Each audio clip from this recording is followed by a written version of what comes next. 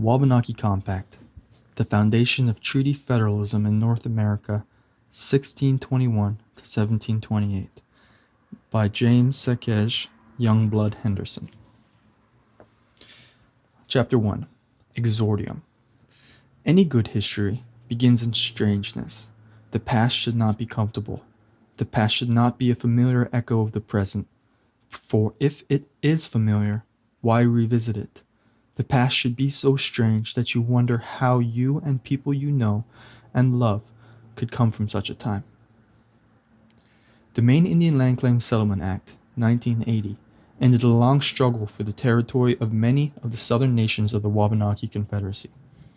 For 3 centuries, the colonies had attempted to acquire more than 12 million acres of land, held as part of the indigenous tenure or title of the nations of the Wabanaki Confederacy, estimated to be worth in excess of $25 billion. The Settlement Act extinguished the indigenous title of the involved nations in the state of Maine. In return, Congress recognized the nations and compensated them for the taking of their title. The Settlement Act allocated $81.5 million for the Passamaquoddy, Penobscot, and Maliseet nations. $27 million of the compensation was placed in a trust fund for investments on behalf of the Passamaquoddy and Penobscot nations, with the income distributed quarterly to the nations. Another $55 million was placed in a trust account to allow the Passamaquoddy, Penobscot, and Maliseet nations to purchase up to 300,000 acres of state land. The act was modified by subsequent acts to provide settlement for the Holton Band of Maliseet Indians and the Aroostook Band of Micmacs. The massively traumatic process of the land claim of these nations within the United States unraveled frauds and mistakes and exposed the betrayal of the treaties that had reserved these territories to the nations of the Wabanaki Confederacy. The land claims process ignited systemic racism and hatred against the nations. The claim took more than a decade to arrive at a complex political settlement of their indigenous tenure. This process obscured the foundational structure of treaties between the various nations of the Wabanaki Confederacy and the British kings and queens, which had been entered into between 1621 and 1728. Like most patterns of the indigenous past in the colonial consciousness, these treaties had largely disappeared into the imposed haze of time. The Eurocentric haze of supposed victors inspired nationalistic interpretations.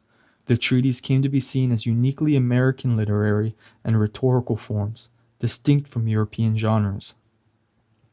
These interpretations hid the sharp practices of colonial governors in generating these complex trans-systemic compromises, and left the people of the nations living in poverty and misery on small reservations regulated by the state of Maine.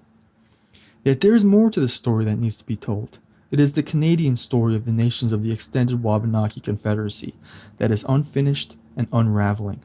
It requires braiding and weaving the legal history of the distinct sovereigns that are the foundation of the Wabanaki Compact.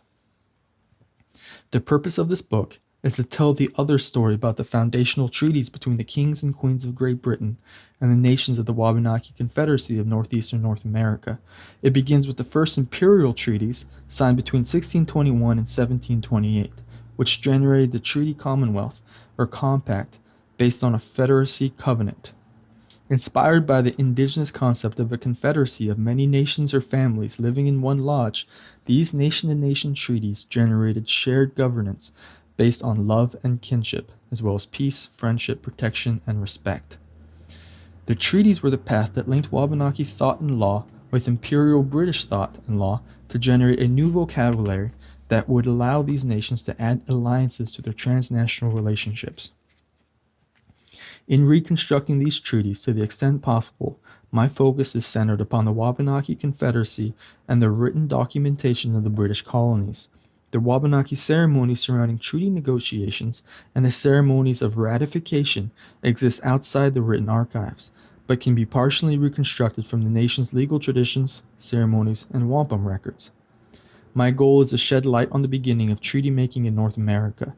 These first treaties between the British kings and queen and the nations of the Wabanaki Confederacy provided the foundation upon which 600 North American treaties and treaty negotiations were built. The indigenous titles of the nations to their territories within Canada remain part of this unresolved and unjust narrative.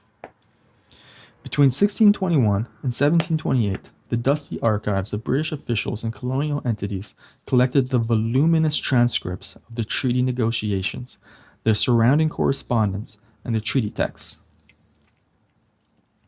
Many of these documents have been organized and printed in early American Indian documents, treaties and laws 1607 to 1789 by General Editor Alden T. Vaughan and his associates.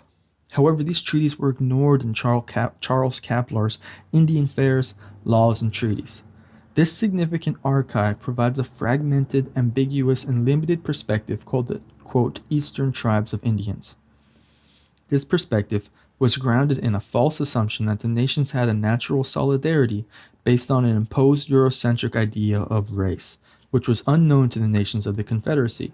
More accurately, they reveal Euro-American imaginaries of Indian thought and life that are more prejudiced than fact. Yet parts of Wabanaki thought and law are embedded and revealed in the treaty negotiations rather than the English text of the treaties. This book is an initial attempt to unravel the neglected structure and meaning of these treaties from a trans-systemic perspective that incorporates both Indigenous and British law, and to provide a foundational perspective and a set of values through which the meaning of the legacy of the treaties of North America may be understood. These treaties generate an alternative relationship to the colonist narratives and myths about Indians and the wilderness, based on the law of nature and of nations, which shaped the constitutional law of the colonies as it relates to the indigenous nations. These treaties created a unique and innovative transnational law based on the legal pluralism of Wabanaki laws, the law of nations, and the rural prerogative law of the king. The importance of these seminal imperial treaties in contemporary thought and law are obscured by mystery, denial, and confusion on the part of the colonists. Although the older treaties are incomprehensible to the consciousness of almost all the people of North America, the treaties continue to matter to the relationship between the first American nations and the governments of both the United States and Canada. As such, they are a vital source of renewal for these nations.